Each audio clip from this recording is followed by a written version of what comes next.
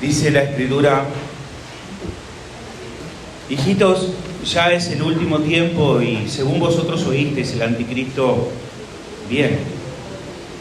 Así ahora han surgido muchos anticristos y por eso conocemos que es el último tiempo. Salieron de nosotros, pero no eran de nosotros, porque si hubiesen sido de nosotros, habrían permanecido con nosotros. Pero salieron para que se manifestase que no todos son de nosotros. Pero vosotros tenéis la unción del Santo y conocéis todas las cosas. No os he escrito como si ignoraseis la verdad, sino porque la conocéis y porque ninguna mentira procede de la verdad. ¿Quién es el mentiroso? Sino el que niega que Jesús es el Cristo. Este es el anticristo. El que niega al Padre y al Hijo. Todo aquel que niega al Hijo tampoco tiene al Padre. El que confiesa al Hijo tiene también al Padre. Lo que habéis oído desde el principio permanezca en vosotros. Si lo habéis oído desde el principio, permanece en vosotros, también vosotros permaneceréis en el Hijo y en el Padre. Y esta es la promesa que Él nos hizo, la vida eterna. Os he escrito esto sobre lo que os engañan, porque la unción que vosotros recibisteis de Él permanece en vosotros y no tenéis necesidad de que nadie os enseñe, así como la unción misma os enseña todas las cosas y es verdadera y no es mentira. Según ella os ha enseñado, permaneced en Él. Y ahora, hijitos, permaneced en Él, para que cuando se manifieste tengamos confianza, para que en su venida no nos alejemos de Él avergonzados. Si sabéis que Él es justo, sabed también que todo el que hace justicia es nacido de Él. Padre, te doy gracias por poder hoy abrir tu palabra, Señor, y poder proclamarla. Te ruego que me ayudes, que me asistas en mi debilidad. Soy un hombre pecador, pero deseo ser útil en tus manos, Señor, a fin de edificar tu iglesia. Ayúdame en este propósito y que tu palabra, que es poderosa para transformar corazones, vidas, Señor, podamos hoy a través de ella ver el maravilloso milagro de la salvación. En el nombre de Cristo oramos. Amén. Amén. Muy bien, si usted desea tomar asiento, puede hacerlo.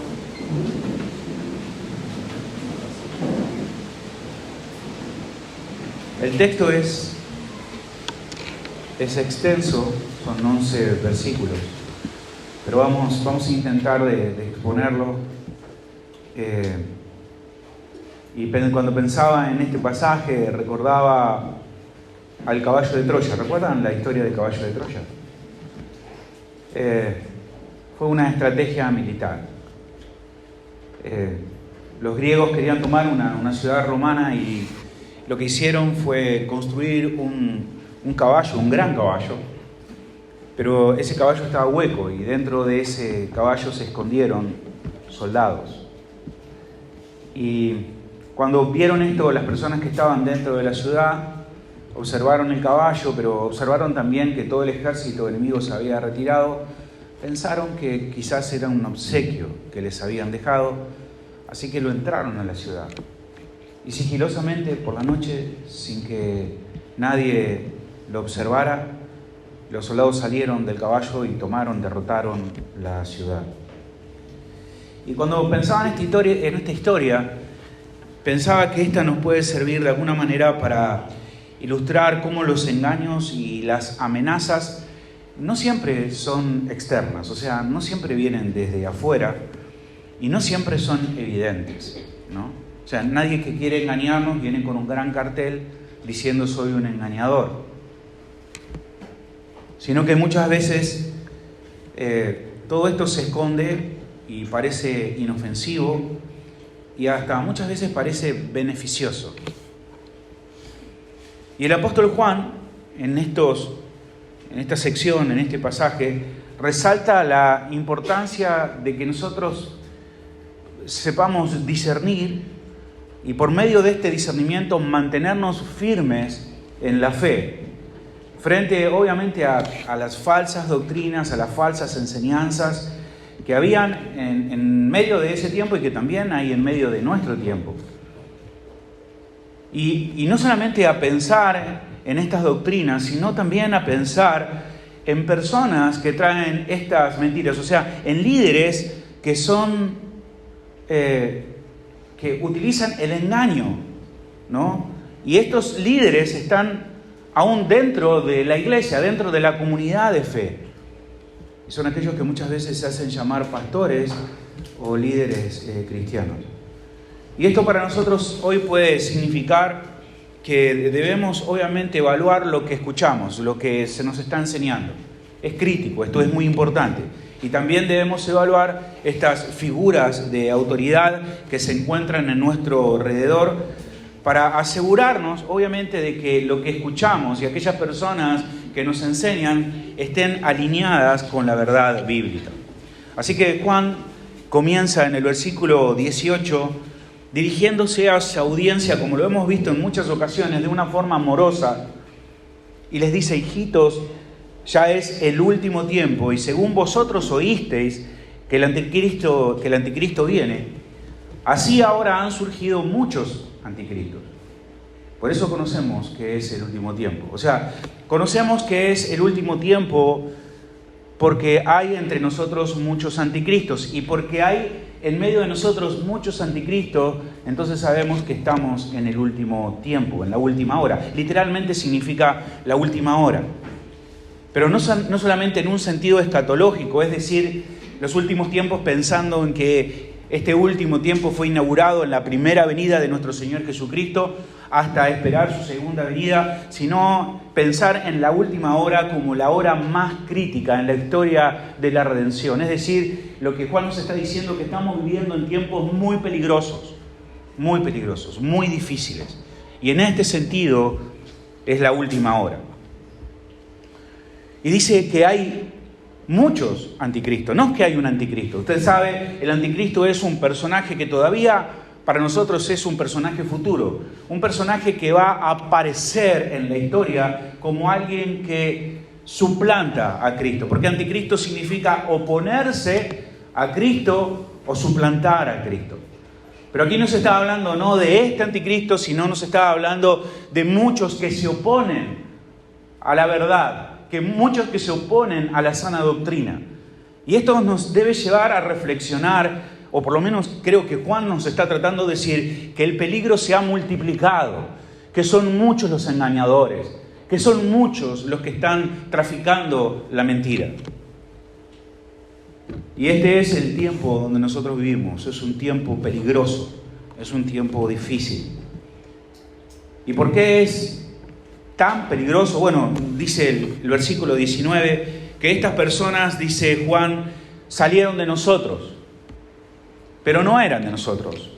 Porque si hubiesen sido de nosotros, habrían permanecido con nosotros, pero salieron para que se manifestase que no todos son de nosotros. Primero, hay algo importante de recalcar, es que salieron de nosotros porque no eran de nosotros. No está dirigido a hermanos que cambian de iglesia. A veces uno suele escuchar que cuando un hermano deja una iglesia para ser parte de otra iglesia, y a veces en situaciones de conflicto, no arreglando lo que debe arreglar, y a veces escuchamos, bueno, no están más con nosotros porque no eran de nosotros. No es, este versículo no se aplica a eso. Muchos de ustedes han cambiado de iglesia con el deseo de crecer en el Señor, y algunos también quizás en algún conflicto, pero han buscado un lugar donde adorar al Señor, donde seguir creciendo en la verdad. Muchos de nosotros pudimos haber sido elementos negativos en distintos lugares, pero luego encontramos un lugar donde podemos crecer y ser de bendición para la iglesia. No, Juan estaba hablando de anticristos. Juan estaba hablando de falsos maestros. Aquellos que predican el evangelio por ganancia, aquellos que hacen del evangelio una mercancía, aquellos que buscan lo suyo propio, aquellos que buscan enriquecerse.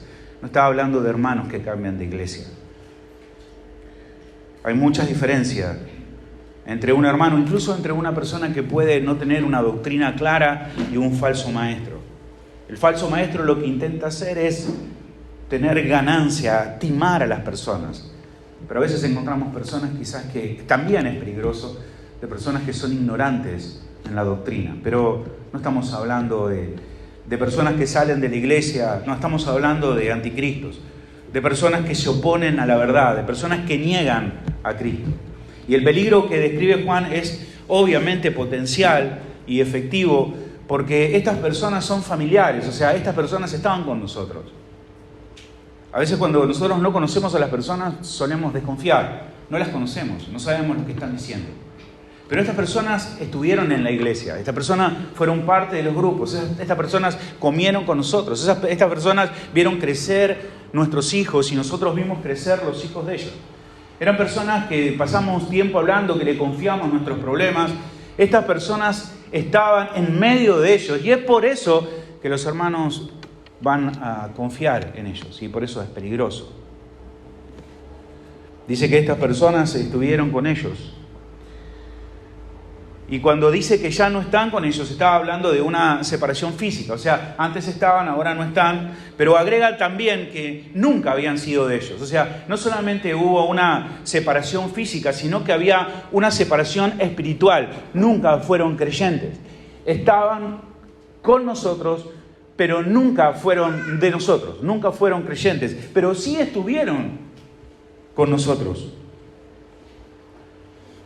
Y esta situación obviamente no fue un accidente, no fue algo que se le escapó de las manos al Señor.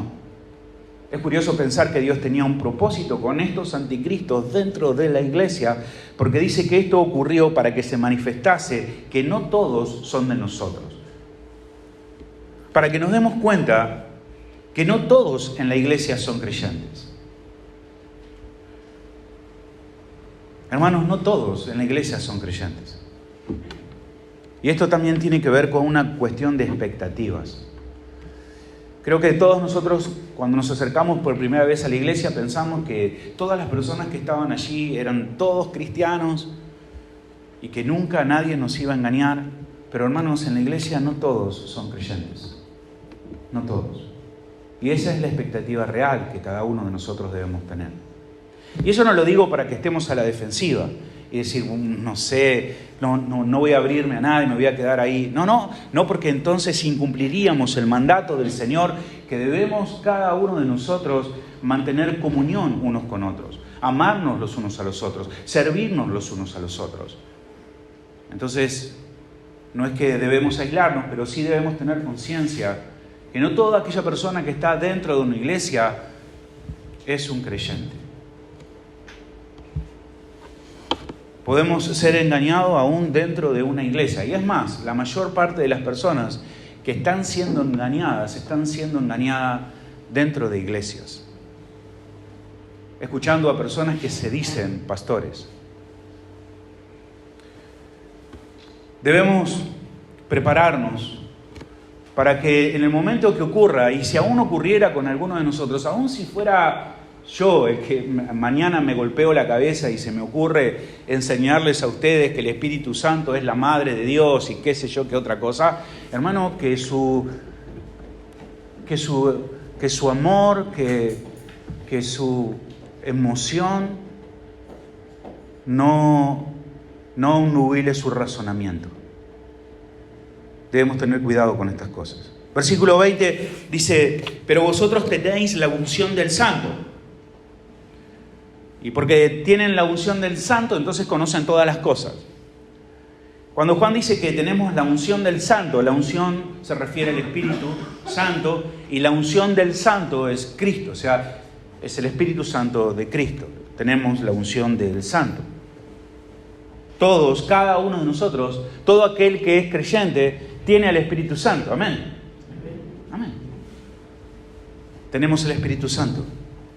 No es que hay medidas del Espíritu Santo. Todos tenemos todo el Espíritu Santo. Ahora, no sé si usted se dio cuenta, sé que es la experiencia de muchos de ustedes, que después de oír la verdad, nos es muy difícil escuchar la mentira, soportar la mentira. Y no es porque seamos muy inteligentes, sino porque hay una confirmación interna del Espíritu Santo. Es como que se te cae una venda de los ojos, o como que se te cae, no sé, una venda de la mente, pero de repente vos ya no podés soportar la mala enseñanza. Y aunque querés hacerlo, no podés. Recuerdo que no hace mucho nos habían invitado, en la esquina de mi casa hay una iglesia, conozco al pastor que estaba en ese lugar, que era muy pequeño,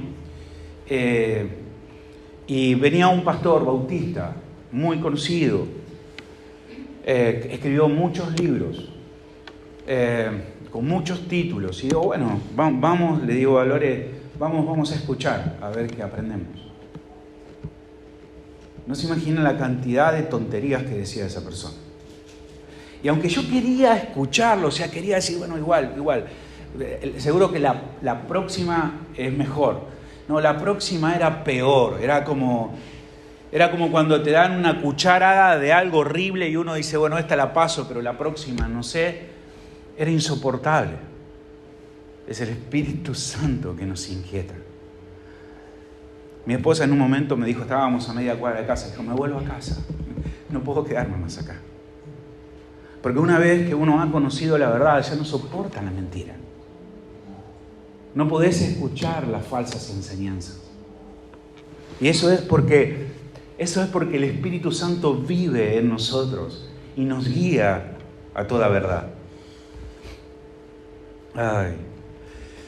Escuchaba a este hombre y mezclaba la Biblia con psicología, con autoayuda, a veces con delirios místicos. Digo, ¿de dónde sacó este hombre todas estas cosas? Pero gracias a Dios el Espíritu Santo hace una obra en nosotros para guiarnos a toda verdad. Eso es lo que la unción del Santo hace en nosotros, nos lleva a conocer todas las cosas. Versículo 21, dice Juan, no os he escrito como si ignoraseis la verdad, sino porque la conocéis. O sea, esta gente conocía la verdad, y porque ninguna mentira procede de la verdad. O sea, porque conocían la verdad, entonces podían distinguir la mentira. O sea, es necesario conocer la verdad. Necesitamos un conocimiento previo de la verdad. O sea, no tiene sentido pensar que el Espíritu Santo nos va a guiar a la verdad si la verdad no está en nosotros. ¿Cierto? O sea, el Espíritu Santo nos hace distinguir la verdad de la mentira, pero para eso debe haber antes un conocimiento de la verdad. Si una persona no tiene conocimiento de la verdad, entonces puede ser fácilmente engañada, puede creer cualquier cosa. No es que, no sé si usted escuchó, que bueno, el Espíritu Santo de repente... No, el Espíritu Santo obra a través de lo que hay en nosotros. Y nos guía hacia toda verdad, pero necesitamos antes, como estos hermanos, conocer la verdad. Si escuchamos la verdad, entonces distinguiremos lo que es mentira. Pero si nunca escuchamos la verdad, viviremos siempre en error. Viene bien recordar un viejo ejemplo que se usa muchas veces y creo que es el mejor ejemplo para ilustrar esto, y es como un cajero aprende a distinguir los billetes falsos. Un cajero de banco, por ejemplo, no es que le hacen estudiar todos los tipos de tintas que hay, todos los tipos de papeles, no, solo es necesario que el cajero conozca bien el billete verdadero. Solo eso. Y su mano está tan acostumbrado a palpar lo verdadero que ni bien toca el billete sabe si el billete es verdadero o es falso. Solamente con eso. Y así nosotros debemos conocer la verdad. Debemos estar empapados de la verdad. Debemos manejar la palabra de Dios a tal punto que cuando nosotros escuchemos una mentira, inmediatamente sepamos que eso es mentira y no es verdad. El Espíritu Santo va a ayudarnos en esto. Así que esto resalta obviamente la importancia de la educación teológica, especialmente en tiempos de tanta confusión y de tantos engaños. Necesitamos conocer la verdad. En esta semana estábamos con un grupo de hermanos de aquí de la iglesia. Estamos trabajando con un grupo de creativos para poder comunicar bien a la iglesia, para poder comunicar también a nuestros vecinos y a las personas que pueden escucharnos a través de las redes acerca de lo que creemos. Y yo le preguntaba a los hermanos que estaban allí cuál había sido una de las razones o la razón por la cual se congregaban en este lugar. Y ellos me dijeron por el seminario, porque podemos aprender las Escrituras. Y no es que nosotros seamos muy inteligentes, es que en realidad hay muchas iglesias que no enseñan la Biblia de sus púlpitos, y hay muchos seminarios incluso que dejaron de enseñar la Biblia. Así que hay iglesias que no son iglesias y hay seminarios que no son seminarios. Por lo tanto, las personas están en estos tiempos de tanto engaño buscando lugares donde puedan aprender la palabra. Porque ninguna mentira procede de la verdad. No hay ningún tipo de relación entre la verdad y la mentira. O sea, se oponen, son opuestas. Existe una clara distinción entre lo que es verdadero y lo que es falso. No hay algo que sea medio verdadero y no hay algo que sea medio falso. O es falso o es verdadero. No puede haber una mezcla de esto. O sea, si la verdad contiene un poquito de mentira, no es verdad, es mentira. O sea, si usted tiene un poco de agua contaminada y la pone donde hay un montón de agua pura, va a contaminar el agua.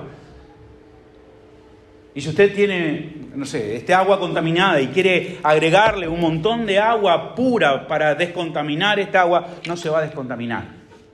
Toda el agua entonces va a ser impura. No puede mezclarse. Así que debemos tener cuidado con esto.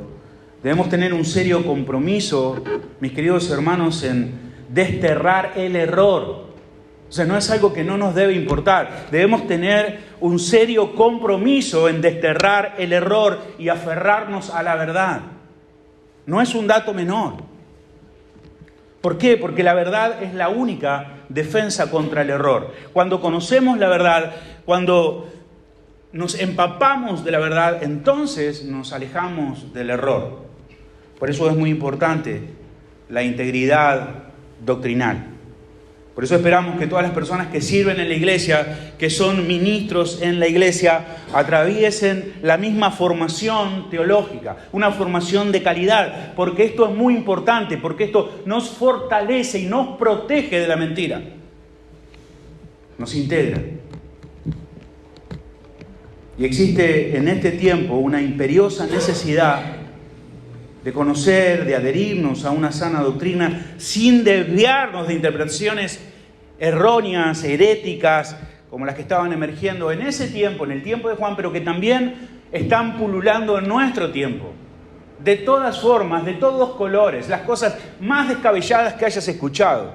Y uno puede decir, no, una persona no puede creer esto. Y de repente te encontrás en un video a una persona que crea algo que si no puede ser que esta persona crea esta pavada. Bueno, es porque no conoce la verdad. Necesitamos conocer la verdad, defender la verdad. ¿Cuál es entonces la estrategia para combatir las falsas enseñanzas? Bueno, fortalecernos en la verdad y conocerla, reconocerla. La misma verdad que la iglesia ha sostenido a lo largo de su historia. No hay cosas nuevas, no hay cosas novedosas. Las cosas novedosas son falsas. Nosotros creemos en la verdad que la iglesia ha sostenido desde el principio. Una doctrina apostólica sana. No necesitamos nuevas revelaciones, no necesitamos profetas, no necesitamos personas con cosas nuevas, necesitamos la palabra de Dios. Eso es lo que necesitamos y aferrarnos a ella. Versículo 22. ¿Quién es el mentiroso sino el que niega que Jesús es el Cristo? Este es anticristo, el que niega al Padre y al Hijo. ¿Cómo identificamos entonces a los mentirosos? Bueno, de acuerdo a lo que enseñan o de acuerdo a lo que dicen. Si un testigo de Jehová dice que Cristo no es Dios, entonces no solamente está negando al Hijo, sino también está negando al Padre. Ese es un mentiroso.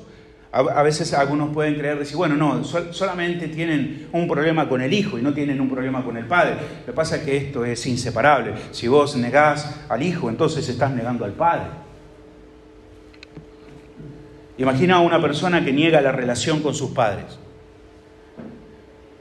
Y esto obviamente no va a afectar solamente quién es, o sea, su identidad, sino que también va a alterar las relaciones entre la familia. O sea, negar la relación entre Jesús y el Padre es negar una verdad fundamental que afecta a toda la estructura de la fe cristiana.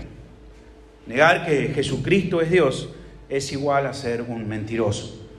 Por eso Juan enfatiza que esta confesión es de suma importancia para la fe cristiana. Si alguien dice que Jesucristo no es Dios, entonces no es que tiene un pequeño problema teológico. Esa persona no es un creyente, no cree lo que nosotros creemos, no es nuestro hermano. Y esto obviamente no solamente define un error doctrinal, sino nos muestra que los errores doctrinales acarrean consecuencias. O sea, el negar al Hijo implica negar al Padre. Hay una consecuencia de esto. Y siempre los errores doctrinales acarrean consecuencias.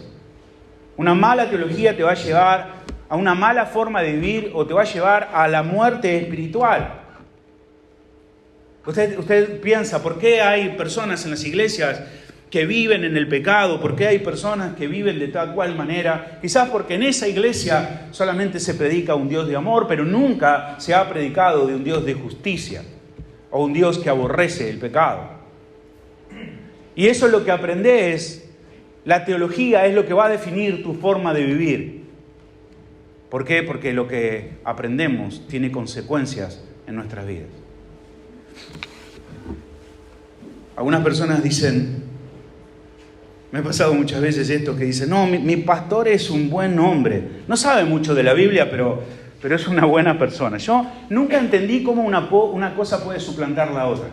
O sea, cómo puede suplantar el ser bueno y el no conocer a la Biblia. Te hago una pregunta.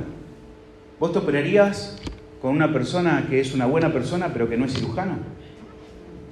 ¿Lo harías? Es buena persona.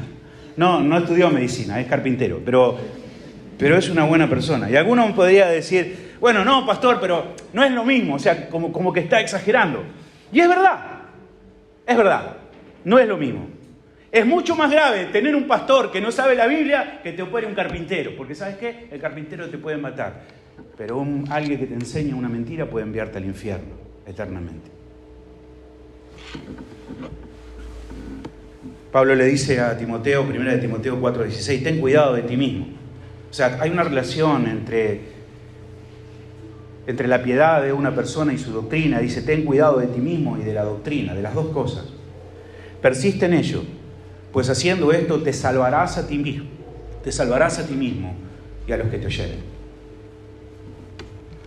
La rectitud moral y doctrinal son dos cosas que van juntas, están alineadas, son gemelas. Inseparables.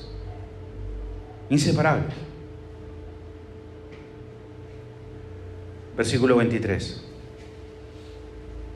Todo aquel que niega al Hijo tampoco tiene al Padre. El que confiesa al Hijo también tiene al Padre. Hay una relación inquebrantable entre el Hijo y el Padre. Como dijo antes, Juan, negar a uno es negar al otro. La salvación está inseparablemente conectada en confesar que Cristo es el Hijo de Dios, que es Dios. Y esta verdad es crucial también para defendernos de las herejías de aquellos que niegan la unidad de Jesucristo con el Padre. Y esto nuevamente refuerza la necesidad de apegarnos a las enseñanzas apostólicas recibidas y rechazar cualquier desviación que pueda comprometer nuestra fe. Imagínate una cerradura sin la llave correspondiente. O sea, nosotros podemos decir, bueno, la cerradura existe, está ahí, pero sin la llave correcta es inútil, ¿cierto? O sea, ¿para qué quiero una cerradura que no tiene una llave? De manera similar, reconocer al Hijo, que es la llave, te permite acceder al Padre. Negar al Hijo es como tener una cerradura sin llave. O sea, por lo tanto, no puede haber un acceso a la relación con Dios. Versículo 24. lo que habéis oído desde el principio permanezca en vosotros. Si lo que habéis oído desde el principio permanece en vosotros, también vosotros permaneceréis en el Hijo y en el Padre. O sea, primero lo que vemos aquí es que hay una continuidad en las enseñanzas. Debemos permanecer en lo que hemos escuchado desde el principio, en las doctrinas que hemos escuchado desde el principio, que están en nuestra Biblia. Las doctrinas no cambian con el tiempo, son las mismas. Las doctrinas apostólicas son verdaderas y no están sujetas a ser reinterpretadas. Es decir, vamos a reinterpretar las Escrituras, no, ni podemos modificarlas. Permanecen igual a través del tiempo. Y si los creyentes retienen fielmente esta doctrina original, entonces van a permanecer en comunión con el Hijo y con el Padre. Esto no solamente afirma la doctrina de la Trinidad, sino que también que este permanecer doctrinal, o sea, permanecer en la doctrina, es esencial para tener una comunión profunda y continua con nuestro Dios. O sea, nadie puede decir que está en medio de falsas doctrinas y que pueden mantener de todas maneras una comunión con Dios. No se puede tener una verdadera comunión con Dios si se abandona la sana doctrina, la que hemos aprendido desde el principio. Y esto debe llevarnos a evaluar, obviamente, qué es lo que estamos escuchando, qué es lo que estamos creyendo. No hay lugar para iluminados, no hay lugar para personas con cosas nuevas. Si vos prestás oídos a las cosas nuevas, vas a terminar en el error. En el error. Y esta es la promesa que Él nos hizo. Versículo 25. La vida eterna. Esta es la gran promesa. Esta es la promesa que tenemos. La promesa de la vida eterna. Pero esta promesa está condicionada a permanecer fieles en las enseñanzas que Juan nos ha mencionado. Es decir, que mantenernos firmes en la doctrina es crucial para recibir esta promesa de la vida eterna. Cuando nosotros pensamos en las falsas enseñanzas, en las falsas doctrinas, deberíamos preguntarnos qué es lo que está en juego. ¿Qué es lo que está en juego? ¿Qué es lo que está en juego? Lo que está en juego es la vida eterna. Por eso es tan importante resistir a las falsas enseñanzas, resistir a los falsos maestros, a los mercaderes de la fe, a los que por ganancia predican el Evangelio, a personas que no les importa la doctrina, no les importa la verdad, no les importa la iglesia, les importa su propia fama, su propio renombre. Y siempre debemos recordar que tenemos una esperanza gloriosa, la vida eterna. Y esto debe motivarnos a mantenernos fieles, más allá de las dificultades y los desafíos que cada uno de nosotros enfrentamos continuamente. Versículo 26. Os he escrito esto sobre lo que os engaña. Este versículo habla del rol pastoral, o sea, Juan como un líder, no solamente él está enseñando, sino está protegiendo al rebaño de los errores y de los engaños. Y este es un ejemplo cómo los pastores deben actuar, no solamente como educadores, sino también como guardianes de la fe. Versículo 27. Pero la unción que vosotros recibisteis de Él permanece en vosotros y no tenéis necesidad que nadie os enseñe, así como la unción misma os enseña todas las cosas y es verdadera y no es mentira. Según ella os ha enseñado, permaneced en Él. Juan no está diciendo que nosotros no necesitamos maestros. No. Por cierto, Dios nos ha dado maestros. Efesios 4:11. Él mismo constituyó a unos apóstoles, a otros profetas, a otros evangelistas y a otros pastores y maestros. Dios nos ha dado maestros. ¿Y en qué sentido entonces el Espíritu Santo nos va a enseñar todas las cosas? En el sentido de que debemos confiar en la palabra, que el autor de la palabra es el Espíritu Santo. Y en el sentido de que no podemos ni no debemos escuchar a ninguna persona que nos venga a decir que debemos escuchar sus revelaciones. Escucha, vos sos cristiano, pero me tenés que escuchar a mí. porque yo tengo la revelación, porque yo tengo la palabra fresca, porque necesitas mi cobertura. No, yo no necesito la palabra fresca de nadie, ni la cobertura de nadie, ni la revelación de nadie. Yo necesito la palabra de Dios. Eso es lo que necesito. Y cualquiera que te diga, tenés que escucharme a mí, ese es un falso profeta. Ese es un falso maestro. No necesitamos. Ya tenemos la unción. Ya tenemos el Espíritu Santo. Versículo 28. Y ahora, hijitos, permaneced en Él, para que cuando se manifieste tengamos confianza, para que en su venida no nos alejemos de Él avergonzados. Cristo viene, mi hermano. Cristo viene. Y debemos estar preparados. Pero hay una diferencia entre tener confianza y en alejarse avergonzado. Mis queridos hermanos, como nosotros vivamos hoy nuestra fe, esto va a afectar directamente a nuestra experiencia en el encuentro con nuestro Señor Jesucristo. O nos vamos a acercar con confianza o nos vamos a alejar avergonzados. El vivir en comunión y en obediencia nos va a preparar para ese maravilloso día del encuentro con nuestro Señor y Salvador. Debemos animarnos unos a otros recordando esto.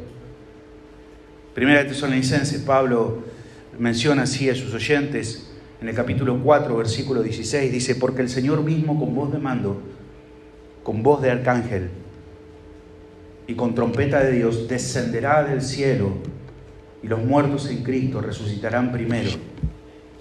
Luego nosotros, los que vivimos, los que hayamos quedado, seremos arrebatados juntamente con ellos en las nubes para recibir al Señor en el aire. Y así estaremos siempre con el Señor. Y así estaremos siempre con el Señor.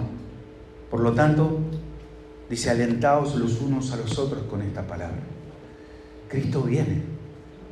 Y eso debe alentarnos. Debemos alentar a nuestros hermanos. Hermano, camina en rectitud. Busca la verdad, defiende la verdad. Ama la verdad. Debemos prepararnos para aquel día como aquel que prepara un viaje. Cuando usted prepara un viaje largo, entonces tiene cuidado de un montón de detalles. No debo olvidarme de los boletos, dónde están los documentos, dónde están las llaves, qué es lo que puse dentro de la valija, cuál es el horario. De la misma manera, Juan nos anima a prepararnos cada uno de nosotros espiritualmente para este viaje final, mucho más importante que un viaje aquí en terrenal, con el encuentro de nuestro Señor Jesucristo. Versículo 29. Si sabéis que Él es justo, sabed también que todo el que hace justicia es nacido de Él. Hay una relación directa entre la práctica de la justicia y el haber nacido de nuevo. O sea, aquellos que han nacido de nuevo practican la justicia. O sea, no solamente alcanza con decir que somos cristianos, sino que debe haber evidencia, debe haber actos de justicia. Quienes nacieron de nuevo van a vivir vidas que reflejan el carácter de Cristo. Y quiero decirte algo, mi querido hermano. No te hagas maestros por el internet. No te hagas maestros por el internet. Esto es muy peligroso. Vos no sabés quiénes son esas personas. No sabés ni siquiera si se congregan. No sabés ni siquiera si tienen familia o si no, cómo viven. No escuches a alguien que no sabés cómo vive. No podés tomar a alguien como tu maestro si no sabés si esa persona anda en justicia. No lo hagas. Es muy peligroso. Recuerdo que cuando yo era chico, y quizás le pasó a usted, nuestros papás nos mandaban a comprar. A veces cerca, ¿no? Al almacén. Y nos daban una advertencia. Y quizás es la advertencia que muchas veces usted le da a sus hijos cuando van hacia alguna parte. ¿Qué le dice? No hables con nadie. Si alguien te llama, no le hagas caso. Si alguien te quiere dar algo, no recibas. Hermanos, hay muchas personas ofreciendo cosas por internet. No los escuches. No sabemos quiénes son. No sabemos dónde están. No conocemos sus propósitos. Aún aunque parezca bueno lo que ofrecen, necesitamos saber quiénes son, cómo viven. Cuidado con esto. Es muy, muy peligroso. No nos confiemos de personas que no conocemos su vida, cómo educan a sus hijos, dónde viven, quiénes son. Cuidado con esto. Hermanos, estamos viviendo en tiempos muy, muy peligrosos. A veces me cuesta a mí distinguir cuando voy a distintos lugares, me invitan, no, y muy a menudo, pero a veces quiero tener comunión con otros pastores y me encuentro con iglesias que ya no parecen iglesias. Por ejemplo, contaba en la iglesia allí en González Catán que usted puede ver iglesias, por ejemplo, que incluso han cambiado su vocabulario, cómo se expresan, cómo hablan. Obviamente, la palabra pecado no existe, arrepentimiento no está dentro de su vocabulario. Pero, por ejemplo, me llama la atención que tampoco los hermanos dicen amén. ¿Usted sabe qué significa amén? Ok. Entonces, cuando alguien nos dice algo, generalmente nosotros decimos amén. Así es, así sea, ¿no? Pero hay iglesias, por ejemplo, que han suplantado el amén por el wow. ¿Lo escuchó? Wow. Y dice cualquier cosa, pero la iglesia dice wow, ¿no?